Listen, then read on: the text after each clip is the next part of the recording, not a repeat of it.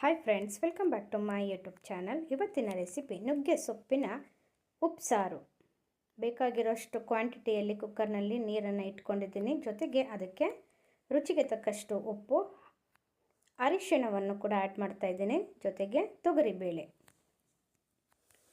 ಇದಕ್ಕೆ ಖಾರ ಇಲ್ಲದ ಒಂದು 4 ಮೆಣಸಿನಕಾಯಿ, ಹಾಗೆ ಜಜ್ಜಿದಂತಹ ಬೆಳ್ಳುಳ್ಳಿ, ಒಂದು 2 ದೊಡ್ಡ ಗಾತ್ರದ ಟೊಮ್ಯಾಟೊ, ಜೊತೆಗೆ ದೊಡ್ಡ ಗಾತ್ರದ ಈರುಳ್ಳಿಯನ್ನು ಕಟ್ ಮಾಡಿ ಇಟ್ಕೊಂಡು ಅದನ್ನು ಆ್ಯಡ್ ಮಾಡಿ ಅದಕ್ಕೆ ಕೇವಲ 2 ಡ್ರಾಪ್ನಷ್ಟು ಎಣ್ಣೆಯನ್ನು ಆ್ಯಡ್ ಮಾಡೋದ್ರಿಂದ ಬೇಳೆಕಾಳು ಚೆನ್ನಾಗಿ ಬೇಯುತ್ತೆ.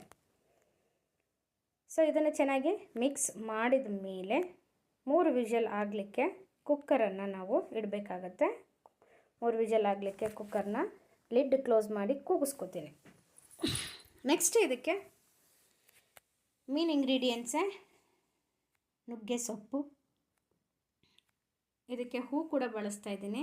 ಇದು ಬಿಡಿಸುವಂತಹ ಪ್ರೋಸೆಸ್ ಅಲ್ಲ, ಇದನ್ನು ಕಟ್ ಮಾಡುವಂತಹ ಪ್ರೋಸೆಸ್ಸು. ಚೆನ್ನಾಗಿ ನೀರಿನಲ್ಲಿ ತೊಳೆದು ಒಂದು ಮುಷ್ಟಿಯಷ್ಟು ನುಗ್ಗೆ ಸೊಪ್ಪನ್ನು ಕೈಯಲ್ಲಿ ಹಿಡಿದು ಕಟ್ ಮಾಡಿ ಇಟ್ಕೊಳ್ಳುವಂಥದ್ದು. ಫ್ರ್ಯಾಕ್ಷನ್ ಆಫ್ ಮಿನಿಟ್ಸ್ಗಳಲ್ಲಿ ನಾವು ಎಷ್ಟು ಸೊಪ್ಪು ಬೇಕಾದರೂ ನಾವು ಕಟ್ ಮಾಡಿ ಇಟ್ಕೋಬಹುದು. ಬಟ್ ಇದು ಕಹಿ ಬರೋದಿಲ್ಲ. ಕಟ್ ಮಾಡಿದ್ರೆ ಸಾಮಾನ್ಯವಾಗಿ ಕಹಿ ಬರುತ್ತೆ ಅಂತ ಹೇಳ್ತಾರೆ, ಬಟ್ ಇದು ಕಹಿ ಬರೋದಿಲ್ಲ. ಕಟ್ ಮಾಡಿದಷ್ಟು ಸಾಂಬಾರಿಗೆ ಚೆನ್ನಾಗಿ ಇರುತ್ತೆ. ದೊಡ್ಡ ದೊಡ್ಡ ಎಲೆಗಳು ಸಹ ಇದರಲ್ಲಿ ಬರೋದಿಲ್ಲ. ಇದನ್ನು ತೋರಿಸ್ಕೊಟ್ಟಿದ್ದೆ ನನ್ನ ನೈಬರ್ ಕೇರಳಿಯನ್ಸ್. ಸೊ ಹಾಗಾಗಿ ಅದನ್ನು ತುಂಬ ವರ್ಷದಿಂದನೂ ಸಹ ನಾನು ಇದನ್ನು ಈ ಒಂದು ಮೆಥಡನ್ನು ನಾನು ಫಾಲೋ ಮಾಡಿಕೊಂಡೇ ಬಂದಿದ್ದೀನಿ. ಸೊ ಹಾಗಾಗಿ ಇದನ್ನು ನಿಮಗೆ ತೋರಿಸ್ಲಿಕ್ಕೆ ಅಂತಲೇ ನಾನು ಇದೊಂಚೂರು ಕಟ್ ಮಾಡ್ತಾಯಿದ್ದೇನೆ. ಎಷ್ಟು ಬೇಕೋ ಅಷ್ಟನ್ನು ನೀವು ಕಟ್ ಮಾಡಿ ರೆಡಿ ಮಾಡಿ ಇಟ್ಕೋಬಹುದು. ಸೊ ಈ ಮೂಲಕ ಅವ್ರಿಗೂ ಕೂಡ ನಾನು ಥ್ಯಾಂಕ್ ಯು ಹೇಳ್ತೀನಿ.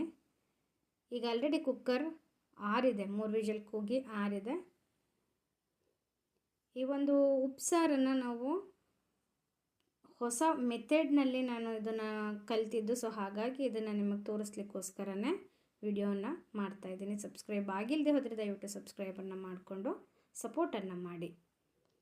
ನೆಕ್ಸ್ಟು ಈ ಬೇಳೆ ಕಟ್ಟಿಗೆ ನಾವು ಒಗ್ಗರಣೆ ಹಾಕಿ ಊಟ ಮಾಡ್ಬೋದು. ಬಟ್ ನುಗ್ಗೆ ಸೊಪ್ಪು ಹಾಕೋದ್ರಿಂದ ಅದರ ರುಚಿ ಮತ್ತಷ್ಟು ದುಪ್ಪಟ್ಟಾಗಿರುತ್ತೆ.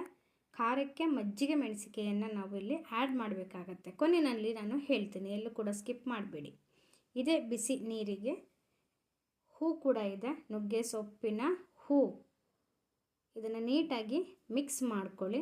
ಆ ನೀರಿಗೆ ಎಷ್ಟು ಬೇಕೋ ಅಷ್ಟು ಸೊಪ್ಪು ಎಷ್ಟು ಕ್ವಾಂಟಿಟಿ ಬೇಕೋ ಅಷ್ಟು ಸೊಪ್ಪನ್ನು ನೀವು ಕಟ್ ಮಾಡಿ ಆ್ಯಡ್ ಮಾಡ್ಕೋಬಹುದು. ಬಿಸಿಯಾದಂತಹ ನೀರಿಗೆ ಹಾಕಿರೋದ್ರಿಂದ ಆಲ್ರೆಡಿ ಇದು ಅರ್ಧ ಬೆಂದೇ ಹೋಗಿರುತ್ತೆ. ಸೊ ಇದನ್ನು ಸ್ಟವ್ ಆನ್ ಮಾಡಿ ಇದನ್ನು ಕುದಿಲಿಕ್ಕೆ ಬಿಟ್ಟು ನೆಕ್ಸ್ಟ್ ಪ್ರೋಸೆಸ್ ಕಡೆಗೆ ನಾವು ನೋಡಬಹುದು.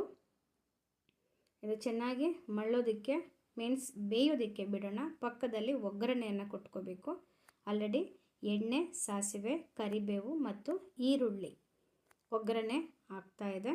ಇದನ್ನು ಸ್ವಲ್ಪ ಸಾಂಬಾರನ್ನ ಹಾಕಿ ಇದಕ್ಕೆ ಮಿಕ್ಸ್ ಮಾಡಿ ನೆಕ್ಸ್ಟ್ ಕುದಿತಿರುವಂತಹ ಸಾಂಬಾರಿಗೆ ಹಾಕಿ ಇದಕ್ಕೆ ಖಾರವಾಗಿ ಮಜ್ಜಿಗೆ ಮೆಣಸಿಕೆಯನ್ನು ನಾನು ಇಲ್ಲಿ ಉಪಯೋಗಿಸ್ತಾ ಇರೋದು. ಇದು ಡಿಫ್ರೆಂಟ್ ಟೇಸ್ಟನ್ನು ಸಹ ಇದು ಕೊಡುತ್ತೆ.